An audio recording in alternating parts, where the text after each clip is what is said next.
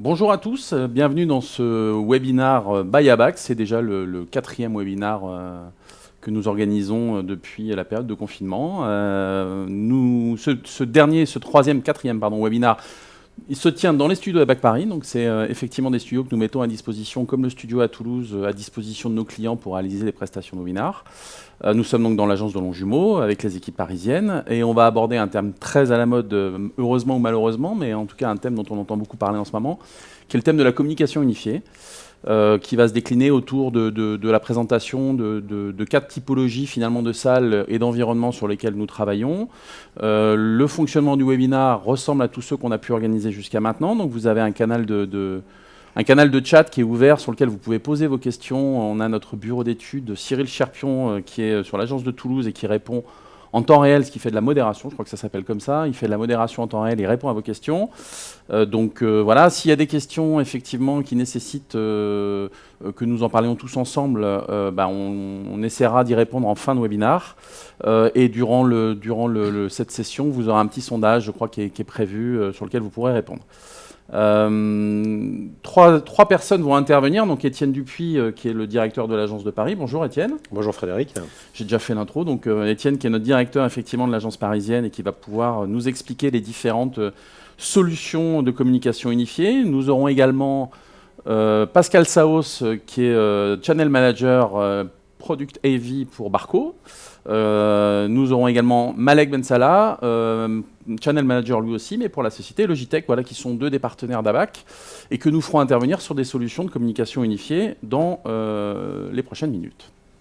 Alors, pour commencer un petit peu, la communication unifiée, on va essayer d'expliquer un petit peu pourquoi. C'est un sujet d'actualité dans le monde de l'entreprise, parce que l'entreprise est en pleine transformation. Elle était en transformation déjà avant les événements du début d'année, mais a fortiori depuis le Covid, depuis l'arrivée du Covid, moins de monde sur site, l'essor du télétravail, c'est d'actualité, la réorganisation des espaces de réunion avec un nombre forcément de personnes limitées de par les mesures barrières, des réunions qui sont beaucoup plus agiles, beaucoup plus improvisées, beaucoup plus rapides. On connaît aujourd'hui certaines statistiques, on sait qu'il y a 53% des réunions qui sont suivies par tout ou partie des salariés d'une entreprise et que 67% des collaborateurs utilisent maintenant la vidéo dans les réunions, là où on était encore il y a quelques mois plus à des réunions finalement plus en audio. Donc ça accélère la transformation des modes de travail, ça accélère les usages dans l'entreprise. On a des outils de collaboration qui sont en plein essor. On a une généralisation de la webconférence avec des logiciels. On en parlera là aussi tout à l'heure de Teams, de Zoom, de Skype encore, de Google Meet. Et puis, ça a forcément des répercussions sur la façon de s'équiper dans le monde de l'entreprise. Donc, c'est la montée en puissance des salles autonomes. Donc ça, ce sont les salles, effectivement, Microsoft Teams ou les salles Zoom, donc ce qu'on appelle des MTR, on y reviendra tout à l'heure, ou des MZR, donc T pour Teams, Z pour Zoom, c'est simple. Le BYOD, donc ça aussi, c'est des termes un peu barbares, mais Étienne nous en reparlera tout à l'heure. Hein. BYOD, Bring Your Own Device, donc on vient avec son ordinateur. Des besoins d'interopérabilité, parce qu'effectivement, aujourd'hui, on ne sait plus travailler dans son coin sur un seul logiciel. Il faut qu'on puisse joindre les gens à distance, quel que soit le logiciel.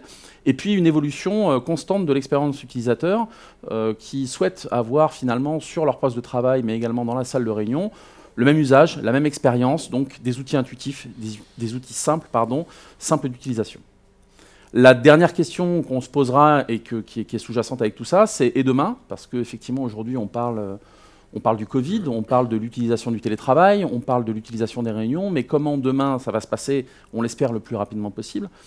Ce sont des collaborateurs qui vont de facto se réapproprier les espaces de travail. Alors, bien malin celui qui pourrait aujourd'hui dire comment ça va se passer et surtout quand, mais ils vont se réapproprier les espaces de travail, les salles de réunion. Il faudra retrouver des automatismes tout en conservant finalement des outils de communication qui vont rester maintenant gravés, je pense, dans le dur. Voilà, donc toutes ces raisons ont fait qu'on souhaitait avec vous vous présenter différentes solutions de communication unifiée, vous présenter le monde de la communication unifiée. Alors on n'a pas non plus vocation à tout présenter parce que je pense que personne ne connaît les outils, en tout cas tous les outils de demain, et puis c'est un monde qui est en perpétuelle évolution. Donc Étienne, la première question, qu'est-ce que tu peux nous dire de la communication unifiée, ou qu'est-ce que c'est exactement la communication unifiée ?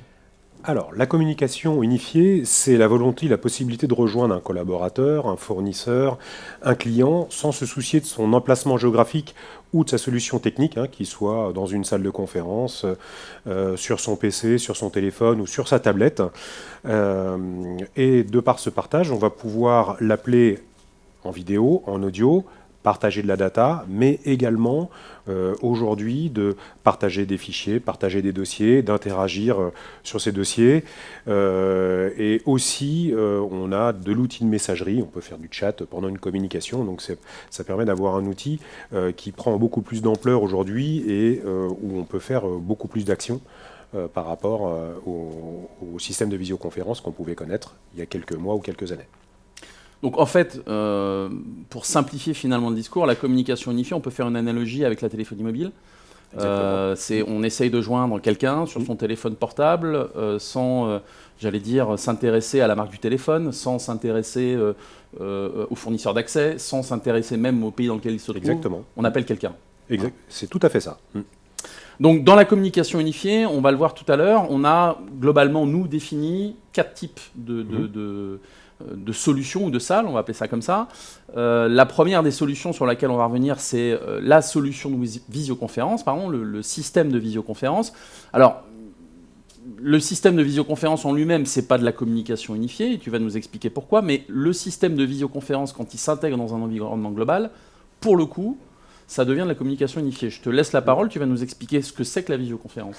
Alors, la visioconférence, ça a une trentaine d'années, c'est des systèmes où on peut appeler de salle à salle, en point à point ou en multipoint, grâce à des outils audiovisuels, donc caméra, micro qu'on vient intégrer dans une salle, et au travers de codecs, donc codeurs-décodeurs, c'est des petites machines sur lesquelles on vient intégrer les flux audiovisuels, et simplement par une ligne IP, qui avant était une ligne RNIS, maintenant on est tout sur le réseau, c'est une ligne sécurisée, dédiée, où on va pouvoir dialoguer, encore une fois, sur du point à point. Bon, c'est donc une solution que les moins de 20 ans ne peuvent pas connaître, c'est ça que tu es en train de nous dire ? Qui existe depuis, mais aujourd'hui c'est encore une solution qui perdure et qui est encore installée dans les salles type salle de board, salle de direction, sur des salles assez haut de gamme. C'est là où je voulais t'amener. Exactement. Voilà. Sur des salles assez haut de gamme. On fait aussi, de par ce flux qui est encore une fois sécurisé et dédié, on va pouvoir faire aussi de la télémédecine, donc sur du bloc opératoire ou sur de la salle de cours. Voilà un petit peu la typologie de salles qui peuvent être adressées par ce codec. Alors du coup, je vais te faire une question, un running gag pour le webinaire, les avantages et les inconvénients. Donc est-ce que tu peux justement nous dire quels sont les avantages et les inconvénients de la salle de visioconférence ?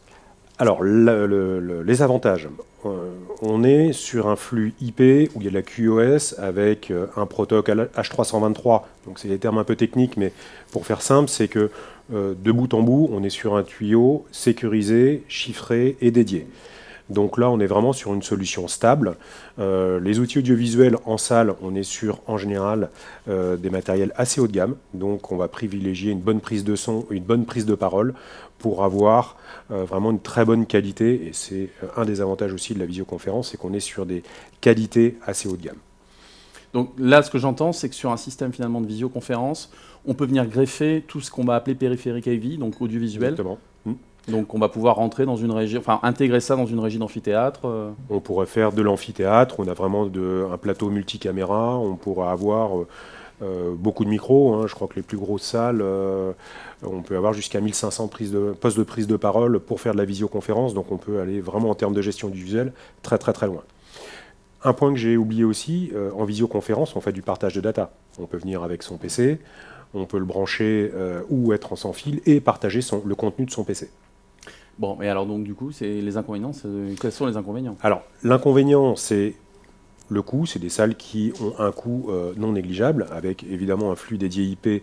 Ça, c'est non négligeable non plus. Et c'est des salles où on a une réflexion au niveau de l'intégration audiovisuelle qui doit être menée et qui peut être assez complexe. Alors ça, c'était pour les salles effectivement de salles de visioconférence. On va maintenant utiliser un premier terme un peu barbare, les solutions BYOD. donc Bring Your Own Device, je viens avec mon ordinateur. C'est l'avènement du télétravail finalement qui a créé ce besoin, qui a créé ce type de salle, mais pas seulement, hein, parce que ça existait déjà, on avait déjà des exemples de salles Huddle Room, Étienne va nous en reparler tout à l'heure, voilà. C'est des nouvelles habitudes de travail, c'est des nouveaux usages des collaborateurs qui utilisent des logiciels, de webconférences on en a parlé de Teams, on a parlé de Zoom, mais pas que, puisque le propre de la salle BYOD, c'est vraiment pouvoir utiliser finalement le logiciel et tu vas nous en parler, le logiciel qu'on a sur son PC. Alors justement Étienne, parle-nous un petit peu, comment ça fonctionne une salle BYOD ? Alors BYOD, tu l'as dit là à l'instant Frédéric, c'est qu'on vient avec son PC et par rapport à la salle de visioconférence où on avait un codec en salle, là, le codec, ça va être le PC avec sa plateforme de communication unifiée. Il en existe énormément aujourd'hui. Donc c'est un système qui est totalement ouvert, où le device audiovisuel, alors ça peut être un device assez simple avec une caméra, et Malek nous en parlera tout à l'heure, des caméras qu'on peut mettre au-dessus ou en dessous de l'écran, qui peuvent s'installer assez rapidement, ou sur des systèmes complexe. On vient embedder tous ces signaux audio-vidéo sur un câble USB. Bon, il y a des petits boîtiers qu'on met en salle, évidemment. Mais simplement, l'utilisateur vient en salle avec son PC, il branche son câble USB et directement, les flux audio-vidéo vont directement sur son moteur de communication unifié. Donc, le but, c'est d'avoir des salles simples, où, encore une fois, le collaborateur vient, il n'est pas réfractaire à la technique de savoir comment on va démarrer la salle, mais il vient directement, il démarre son outil de communication unifié, son logiciel, et il rentre en conférence. Donc là, on en parlait, puis on voyait quelques photos pendant que tu parlais sur l'écran. On est sur quelle typologie de salle sur des salles BYOD finalement ?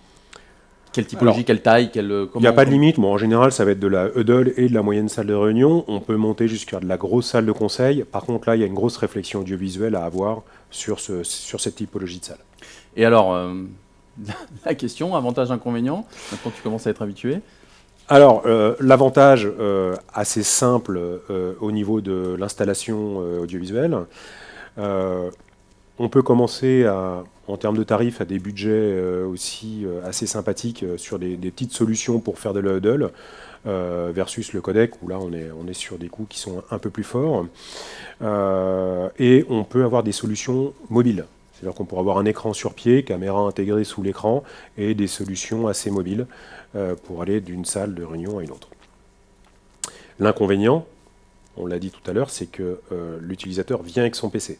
Donc l'inconvénient, c'est que le codec est sur son PC et quand on va projeter son PC pour projeter le Teams, le Zoom ou le Google Meet ou autre, c'est qu'on va voir toute l'interface PC du collaborateur. Donc on peut voir toutes les notifications, on peut avoir aussi toutes les contraintes d'un PC s'il n'est pas chargé ou s'il a des mises à jour ou autre. Tout ça, ça peut avoir de l'incidence sur la partie communication unifiée et aussi sur la qualité du réseau. Il suffit qu'il y ait une grosse montée en charge réseau et qu'il y ait 15 personnes ou 20 personnes qui veulent faire du Teams. Si le réseau est mal paramétré, on peut avoir la dégradation de bande passante, donc de la dégradation de qualité au niveau de la visioconférence, de la communication unifiée. Ce genre de salle, on est sur des salles qui sont quand même relativement simples. On n'a pas de notion de pilotage, d'automatisation. On va être sur quelque chose de plutôt... Alors pas forcément en termes de matériel, parce que ça ne veut pas dire qu'il n'y a pas une ressource en termes de matériel, une caméra bien spécifique ou une prise de son. Mais on est encore une fois sur des choses plutôt simples. Tout à fait. Le but, c'est que les personnes arrivent en réunion avec simplement la complexité de leur réunion en tête et pas la complexité de savoir comment on va démarrer la salle. Voilà. Donc on essaye de gommer complètement cette interface technique, parce qu'aujourd'hui, il y a des caméras intelligentes qui arrivent à cadrer un groupe de personnes. Donc vraiment, on est vraiment sur des salles simples d'utilisation et d'accès. Merci Étienne. Comme on est dans la simplicité d'utilisation et dans l'excès, je vais inviter à nous rejoindre Pascal Saos, donc, qui est Channel Manager de chez Barco.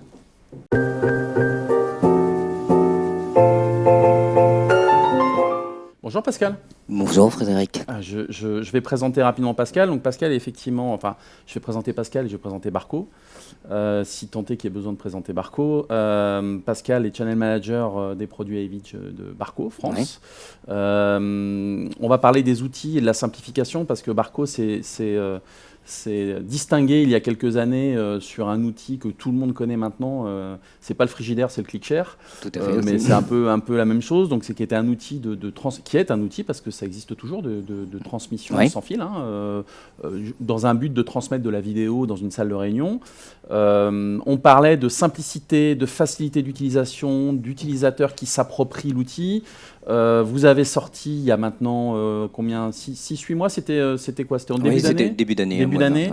Un nouveau dispositif, une nouvelle gamme de produits dont tu vas nous parler, la gamme CX de chez Barco, qui sont des outils. Et vous avez surtout inventé le terme Bring Your Own Meeting, BYOM. Est-ce que tu peux nous parler de la simplification de l'expérience utilisateur avec ces outils? Tout à fait. Merci déjà pour votre invitation, Fred, parce que c'était très important que Barco aujourd'hui est sur la collaboration. Donc juste en un mot, on est leader mondial sur tous les outils sans fil, en collaboration et en Wi-Fi. Et surtout, ce qui est important, c'est qu'on a une entreprise aussi européenne. Ça, c'est pas négligeable. Donc à l'époque, vous connaissiez tous ClickShare, ce qu'on appelait, c'était le bouton, dongle.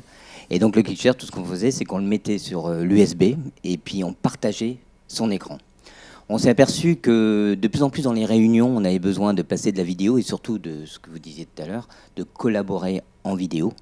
Et donc nous, ce qu'on a fait en recherche et développement avec toutes les études qui étaient faites aussi, c'est qu'on s'est aperçu aussi que tous les gens connaissent leur PC ou leur Mac et donc ils veulent utiliser ça dans la salle. Donc on a gardé toujours ce bouton. On le met maintenant en 7 secondes et maintenant ça va faire ce qu'on appelle une présentation. On voit sur le slide, on met juste le bouton. On est, que ce soit du WebEx, du Skype, du Zoom, du Teams ou n'importe quel logiciel, ça prend directement. Et surtout aussi sur le ClickShare sur la base, on met toutes les périphériques qui sont audio ou vidéo. Ça peut être tous les produits de chez Logitech ou autre, tout ce qui est en USB 2. Donc avant, on voit bien sur la slide, on a juste sa petite caméra et avec le son. Donc avant, c'est comment j'utilise avec mon laptop finalement et la caméra du laptop. Exactement. Sans ClickShare. Okay. Et dès qu'on met le bouton, et donc maintenant aujourd'hui au bout de 7 secondes, c'est après, ça prend directement la caméra et le son. Le but, c'est qu'on est resté toujours aussi simple qu'avant, sans fil. Ce qu'on disait tout à l'heure, on n'a pas besoin, ça reste d'outils collaboratifs. Et surtout, que l'utilisateur final utilise ce qu'il a envie. Si à 8h, il veut faire une visio en Teams, si à 10h, il veut faire une visio en Zoom, il peut utiliser ce qu'il veut. D'accord. Donc finalement, on utilise les ressources de la salle, les ressources de captation vidéo, audio, voilà, les captations, les outils de diffusion aussi, puisqu'on connecte notre ClickShare, vidéoprojecteur, écran, et on utilise le logiciel, le logiciel finalement que l'utilisateur a l'habitude d'utiliser, qu'il s'agisse de Teams, de Zoom, mais potentiellement de n'importe quel autre logiciel aussi. Exactement.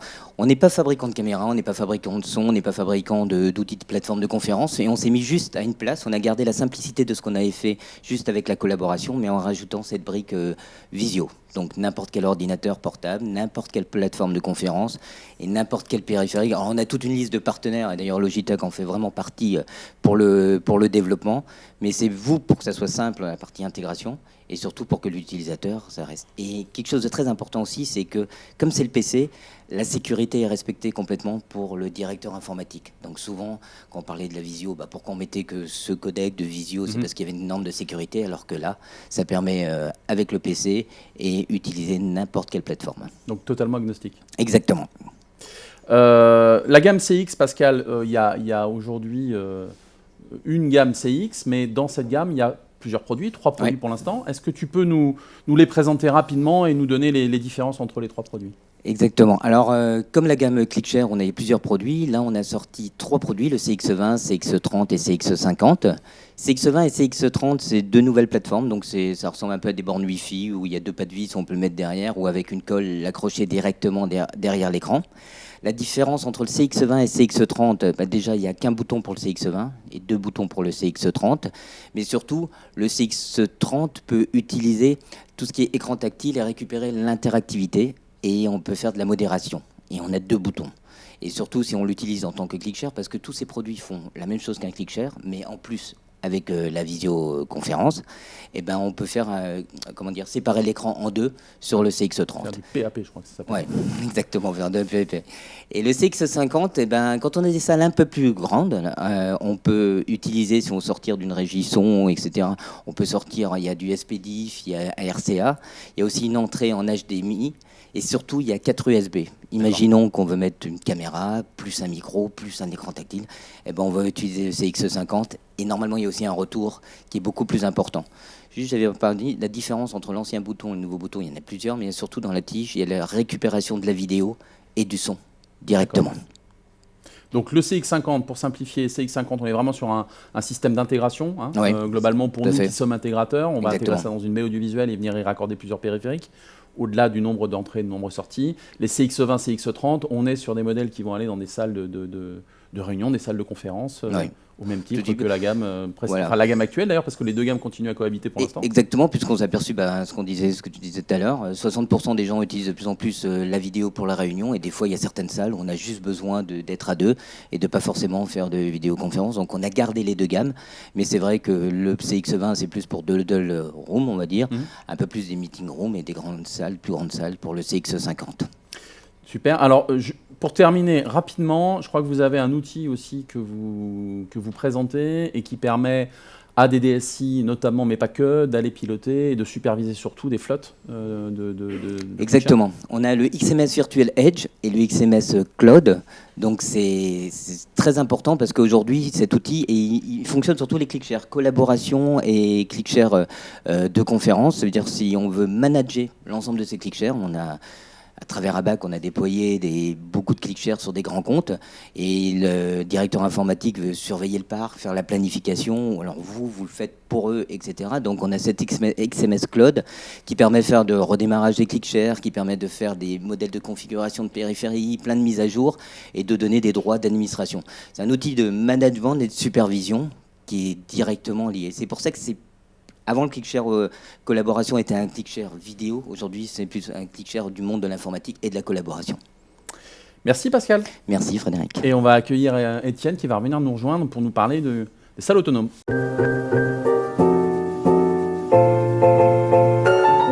Alors, Étienne est de retour parmi nous. La salle autonome, alors on l'a vu tout à l'heure, la webconférence c'est démocratisé. La montée en puissance, on en a entendu beaucoup parler pendant le confinement. On en entend beaucoup parler, nous, parce qu'on est intégrateur audiovisuel depuis un petit moment, mais Teams, Zoom, mais pas seulement. Il y a des entreprises, on l'a vu tout à l'heure, qui ont décidé finalement d'être assez agnostiques et de laisser aux utilisateurs le loisir de choisir leur solution, encore que... voilà. Par contre, il y a des entreprises qui aujourd'hui choisissent d'équiper en dur des salles, c'est ce qu'on appelle les salles autonomes. Étienne, tu peux nous expliquer un peu comment ça fonctionne et qu'est-ce que c'est exactement qu'une salle autonome? Alors, la salle autonome, on va retrouver en fait la salle BYOD, mais poussée à son extrême au niveau de la simplicité. C'est que c'est des salles qui vont être liées à un compte, soit Teams, soit Zoom, où on va venir dans la salle et on va voir un petit écran tactile sur lequel on va retrouver la fonctionnalité de Teams ou de Zoom. On va pouvoir rejoindre une réunion qui est planifiée dans l'outil de planification de l'entreprise, que ce soit par exemple sur Office 365 pour Teams. On invite la salle comme une ressource, on vient dans la salle, on va directement rejoindre la réunion, simplement par un petit bouton qui permet de rejoindre la réunion, et on va retrouver tous les avantages du BYOD, donc la caméra, les micros, l'écran. Donc sur cette typologie de salle, l'utilisateur peut venir sans son PC. C'est l'avantage de cette salle-là. Donc s'il vient sans son PC, on a un compte dédié à la salle, et on n'a qu'une visu du compte Teams et non pas du PC de l'utilisateur. D'accord. Donc on est encore une fois dans la simplification de l'outil, puisque là c'est vraiment, Malek nous en parlera tout à l'heure, mais on a vraiment un outil finalement de pilotage de la salle, enfin de pilotage de la session de webconférence. Donc simplicité d'utilisation. Oui. Quel type de salle cette fois-ci? Alors on va être sur la salle de type moyenne et grande salle. D'accord. Voilà, parce que ça nécessite quand même d'avoir un certain nombre d'outils installés.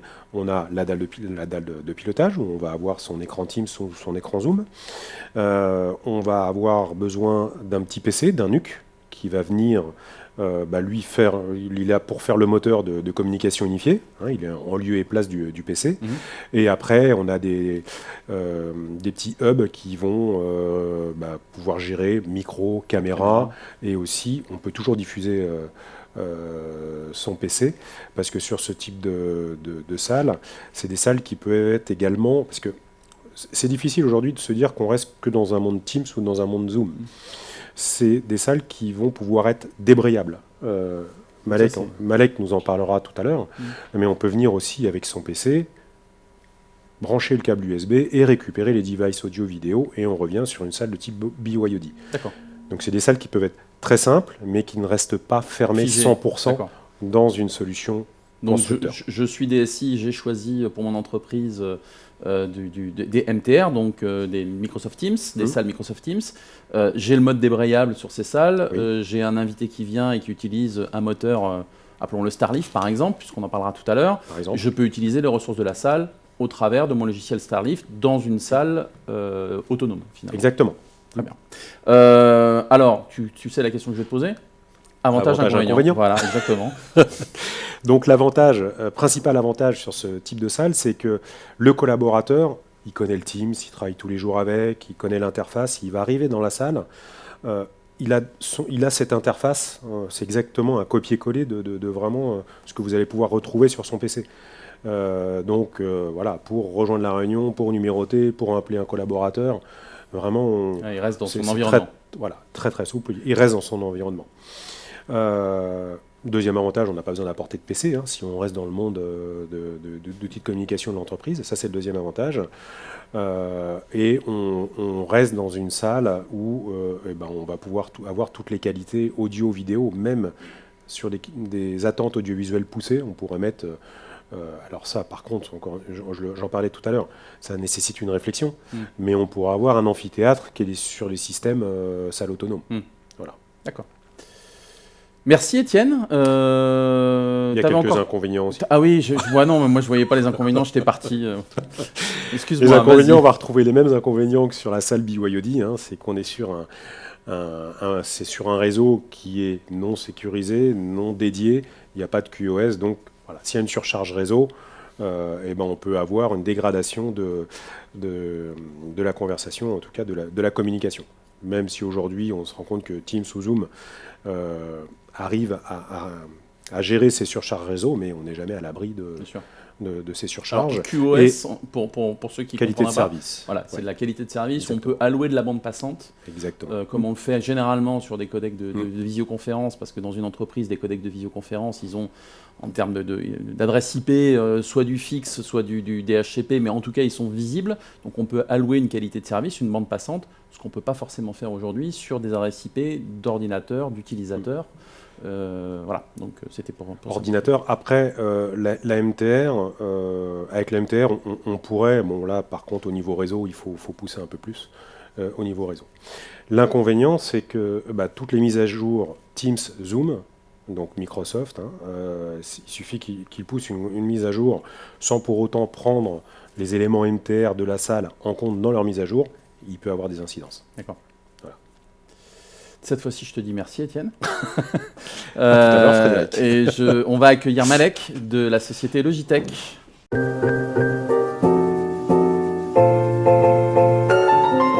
Alors, Malek, rebonjour. Bonjour Frédéric. Tu es avec nous pour nous parler. Alors, ce qui est intéressant, c'est finalement on parlait juste avant avec Étienne des salles autonomes. Toi, tu vas pouvoir nous en dire un petit peu plus sur ces salles autonomes, parce que vous êtes un fabricant constructeur effectivement de solutions maintenant assez prépondérantes des salles de webconférence, visioconférence. Et pas que. Mais nous, on ne va pas parler de la webcam entre guillemets grand public ou informatique. C'est effectivement pas le métier d'ABAC. Hein, donc, vous avez une gamme de produits qui correspond à à différentes typologies de salles. On va de la huddle room jusqu'à la grande salle de réunion. Étienne en parlait là aussi. Et toi, Malek, tu vas nous parler de tout ça. Mais je voudrais juste avant que tu nous fasses la présentation des produits, qu'on revienne quand même sur l'échange qu'on a eu tout à l'heure avec Pascal de chez Barco, parce que j'ai cru comprendre, c'est faux, je le sais parfaitement, mais qu'il y avait un fort partenariat entre Logitech et Barco, et notamment Barco CX. Tu peux peut-être nous en dire un petit peu plus là-dessus ? Complètement. Alors, comme Pascal l'expliquait tout à l'heure, les périphériques, il y a énormément de périphériques compatibles à la base CX. Mais si on remonte un peu le fil de l'histoire de CX, lors du développement de la gamme CX, il a été fait de manière conjointe avec Logitech. C'est-à-dire que les périphériques Logitech, Meetup, Rally Plus, on en a parlé tout à l'heure, ont été utilisés pour développer la gamme CX. Donc ça fonctionne, déjà c'est une bonne chose, et ça évolue conjointement. Quand je dis que ça évolue conjointement, c'est-à-dire que le développement des drivers se fait main dans la main avec Barco. Barco étant une société belge, Logitech une société suisse, ça reste européen. Mais ça évolue vraiment dans le bon sens et en avance de phase. Donc c'est un fort partenariat qu'on met en avant tous les jours. Merci Malek. Alors, les solutions Logitech pour les salles autonomes, tu peux nous en dire un peu plus ? C'est quoi exactement ? Quelles sont ces solutions ? Alors Frédéric, il n'y a pas des solutions, il y en a une chez Logitech, ça s'appelle TAP, T-A-P. Étienne a bien expliqué le mode MTR, donc il y a 3 éléments qu'on retrouve. On a une tablette tactile qui fait 10,1 pouces. On peut le voir sur la présentation, c'est une tablette qui se dispose au milieu de la table. On a une pièce maîtresse qui est un NUC, c'est-à-dire un mini PC, d'ailleurs qui se décline en 2 versions chez Logitech, soit Intel, soit Lenovo, en fonction des affinités et des parcs installés. Et on a une 3e partie qui est le périphérique audio-vidéo qu'on installe dans la salle, qui est soit Meetup, Rally Plus. Juste pour revenir, l'idée vraiment de la TAP, c'est simplifier l'usage. C'est une chose. On a voulu et on a compris en fait qu'il fallait prolonger l'expérience utilisateur du poste de travail à la salle de réunion.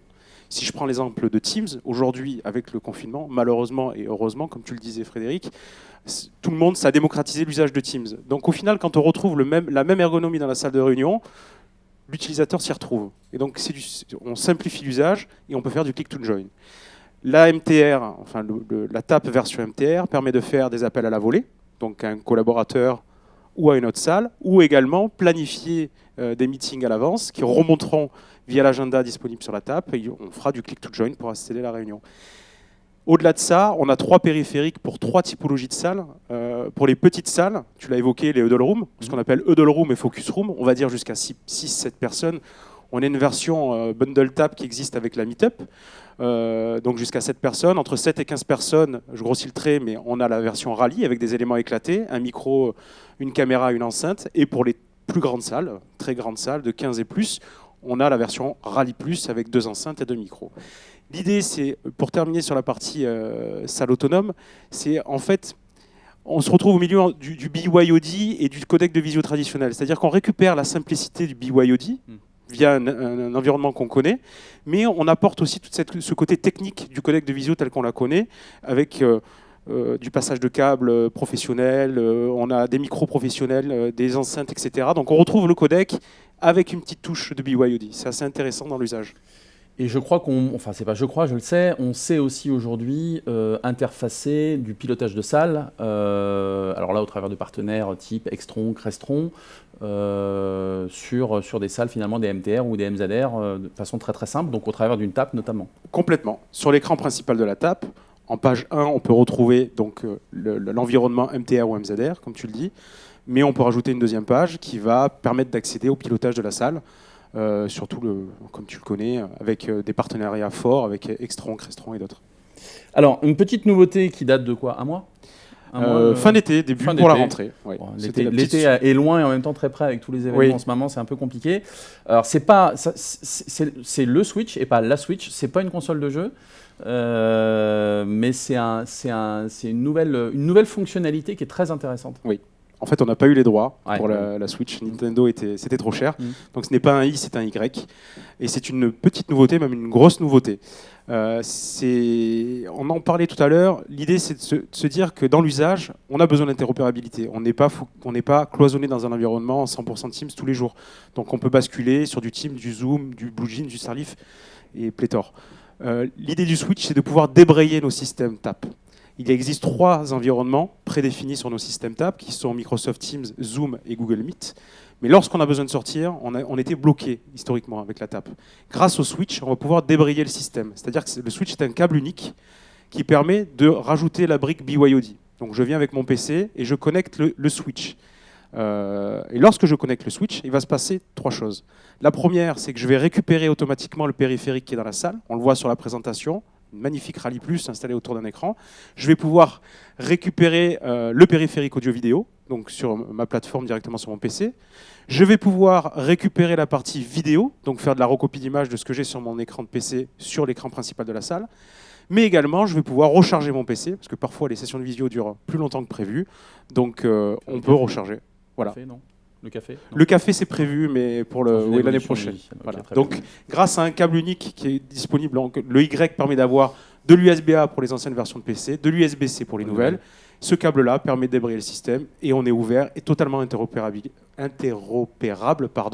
à toutes les plateformes du marché. Super. Eh bien, écoute, une jolie nouveauté. Une dernière petite question, Malek. L'outil de supervision, je crois que vous avez un outil de supervision chez Logitech qui vous permet aussi de monitorer et superviser l'ensemble du parc installé? Oui, on l'a. Pascal l'a évoqué tout à l'heure sur la partie Barco avec la partie XMS Edge et Cloud. Le pendant existe chez Logitech, ça s'appelle Sync. C'est disponible, c'est accessible via un navigateur web, quel qu'il soit. Sync permet de faire 3 choses principales. Faire du management, enfin du monitoring, du management et de l'analytique. Le monitoring permet de remonter l'état des périphériques qui sont dans la salle. Quand je dis périphériques, ça peut être des périphériques Logitech ou des périphériques d'ailleurs de marque tierce, compatibles avec une liste qui est communicable. Donc je peux savoir s'il y a un câble qui est débranché, s'il est bien alimenté, et faire vraiment de la veille de parc. Le management, très utile lorsqu'on a beaucoup de salles installées, ça permet de pousser des firmware à distance. Très bien. Ça permet de gagner du temps et aussi de le faire de manière schedulée, donc programmé à l'avance pour que ce soit fait pendant les périodes de non-utilisation des salles pour éviter que ça pénalise les réunions qui sont programmées. Et la dernière partie qui est très utile, qui est arrivée récemment sur la plateforme Sync, c'est ce qu'on appelle Insight, analytique. Ça permet d'analyser, comme son nom l'indique, l'usage des salles. Est-ce que le système qui est dans la salle correspond bien à l'usage que j'en ai? Est-ce que j'ai mis un système qui est trop évolué pour un usage où je me retrouve avec 2 personnes? Donc vraiment de manière proactive, je vais pouvoir analyser ça et faire en sorte que l'usage corresponde aux besoins.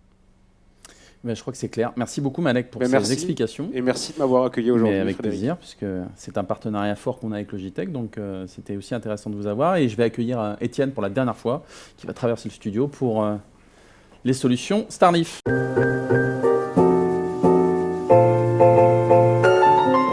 Étienne, je vais te laisser la parole dans quelques minutes. On a parlé de salles de visioconférence, on a parlé de salles BYOD, on a parlé de salles autonomes. On va parler maintenant de, de solutions un peu plus globalisées, un peu plus communication unifiée. Alors nous, on est effectivement un gros acteur StarLeaf. Ce sont des solutions qui finalement vont mêler le meilleur des 2 mondes, vont mêler, je vais te laisser la parole après, tu vas nous expliquer ça mieux que moi, vont mêler le meilleur du H323 avec de la webconférence, et c'est des solutions qui combinent à la fois les avantages de la visio classique donc, et du cloud de la webconférence. Exactement. La salle, l'outil StarLeaf, alors pour la petite histoire, StarLeaf, avant tout, historiquement, ils étaient là pour tout ce qui est partie pont de visioconférence et de permettre l'interopérabilité avec tous les systèmes de visioconférence. Au fur et à mesure du temps, ils sont devenus fabricants de hard, donc de codec, pour faire des conférences H323. Et de par toute cette expérience, StarLeaf aujourd'hui propose via une interface cloud cette interopérabilité, parce que Zoom, Teams, Google Meet, GoToMeeting ou autres, tous ces systèmes-là ont leur propre langage. Et il y a certains systèmes qui ne peuvent qu'appeler un collaborateur distant. Ils ne peuvent pas être appelés par d'autres systèmes. Donc il faut trouver des passerelles, il faut trouver de l'interface pour pouvoir faire cette interopérabilité avec tous ces faiseurs. Et aujourd'hui, StarLeaf permet, au travers des codecs H323, permet justement de créer toutes ces passerelles qui vont même jusqu'à créer l'invitation sur la TAP dont vient nous parler Malek. On pourrait avoir un bouton le petit bouton Join the Meeting, qu'on soit appelé en Teams ou en Zoom. On pourra avoir cette partie-là sur cette dalle tactile. Donc ça va loin aujourd'hui en termes d'interopérabilité. Merci. Alors Étienne, pour bien comprendre, parce que pour moi ça l'est pas, mais je veux quand même que nos interlocuteurs comprennent bien. Aujourd'hui, un environnement typé Starleaf, on est sur une offre cloud, sur lequel on va venir raccorder d'un côté ce que tu expliquais tout à l'heure du codec H323. Tout à fait. On va venir sur des périphériques, des devices, comme on dit, PC, Mac, iPad, iPhone, installer un logiciel Starleaf, et ça va permettre finalement à des utilisateurs depuis leur tablette, leur téléphone, de rejoindre une salle de visioconférence, c'est ça ? Salle de visioconférence, H323, mais aussi salle de communication unifiée. Donc ça peut être un meeting initié par Teams, on reçoit l'invitation Teams et on peut rejoindre le meeting Teams. Alors là, je sens que tu as envie de nous parler de passerelle, non ? C'est pas ça ? Il y a un peu de ça. Voilà. Il y a un peu de ça. Donc pour cela, il y a des passerelles appelées CVI qu'on va mettre en place pour créer justement ce lien entre ces différents mondes. Oui, parce que pour bien comprendre, mais je pense dans les personnes qui sont connectées, on a des gens qui comprennent très très bien ce monde-là et d'autres peut-être un peu moins bien. Microsoft, Teams et Zoom ne sont compatibles qu'avec, roulement de tambour, voilà, c'est ça. Donc si on veut rendre ces produits-là compatibles avec d'autres choses, il faut forcément à un moment donné qu'on passe par un système de conversion finalement, c'est ça ? Oui, exactement. Oui, parce que pour prendre que Teams, aujourd'hui Teams ne peut être qu'appelant sur l'extérieur. Il ne peut pas être appelé de l'extérieur. Donc c'est toutes ces complexités, et chaque éditeur va un peu de sa complexité, c'est toutes ces complexités qu'on essaye de simplifier au travers d'un outil comme Starleaf et le cloud Starleaf, pour que ça soit plus simple pour les utilisateurs, parce que sinon l'utilisation de la communication unifiée peut devenir vite complexe.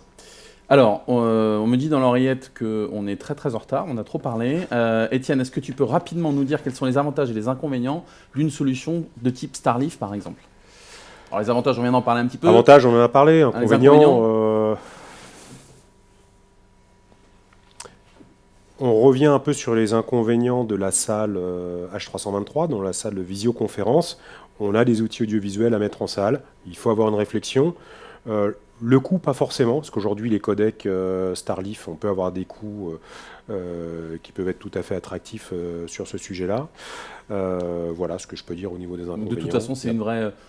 Là, dans un environnement Starleaf, on est dans une vraie démarche d'intégrateur, ça tombe bien parce que nous, on est quand même intégrateur, il faut bien qu'on vende un petit peu du ABAC, mais c'est une vraie réflexion où là on accompagne le client et on va voir avec lui quelle solution on peut lui proposer, comment... Et tout à fait, et ce que je pourrais conseiller, c'est que toutes ces solutions-là, il ne faut pas avoir peur de nous demander de les mettre en POC. On peut vous accompagner pour justement faire des tests sur ces solutions, les amener sur votre réseau, parce qu'il y a aussi toute la complexité réseau à voir, et c'est là où le rôle de l'intégrateur et le rôle d'ABAC jouent complètement sur cette partie maquettage en amont de l'intégration des systèmes dans vos salles. Merci Étienne. Merci Frédéric. On arrive maintenant à la phase finale, ça passe vite le temps, la phase finale de ce webinaire. Donc en conclusion, on a abordé 4 modèles de salles aujourd'hui qui sont dans la communication unifiée. On pourra vous envoyer, si nécessaire, le comparatif finalement avantages-inconvénients de chacune de ces salles. Je crois qu'il est en train d'être diffusé, mais vous le retrouverez dans le webinar que vous pourrez de toute façon télécharger. La conclusion qu'on peut en dire, c'est que de toute façon, ces solutions-là nécessitent des conseils d'experts, nécessitent d'une manière ou d'une autre qu'on puisse vous accompagner, qu'on puisse travailler avec vous sur vos besoins, sur la typologie de salle, sur votre environnement de travail. Est-ce que vous êtes Office 365 ? Est-ce qu'au contraire, vous êtes ouvert à d'autres solutions ? Il y a la question de l'usage, parce qu'on n'en parle pas souvent. Nous, on en parle beaucoup, mais on ne le voit pas souvent. C'est à quoi vont servir ces salles ? Comment est-ce que ces salles vont être utilisées ? Il y a l'interopérabilité, la simplicité d'utilisation, et puis l'accompagnement client, parce que ABAC, depuis toujours, et a fortiori maintenant, c'est accompagner ses clients. Voilà, donc merci beaucoup, merci à tous pour ce webinaire. J'espère que vous y avez trouvé des réponses, et n'hésitez pas à nous solliciter, nous contacter. À très bientôt. Merci à vous.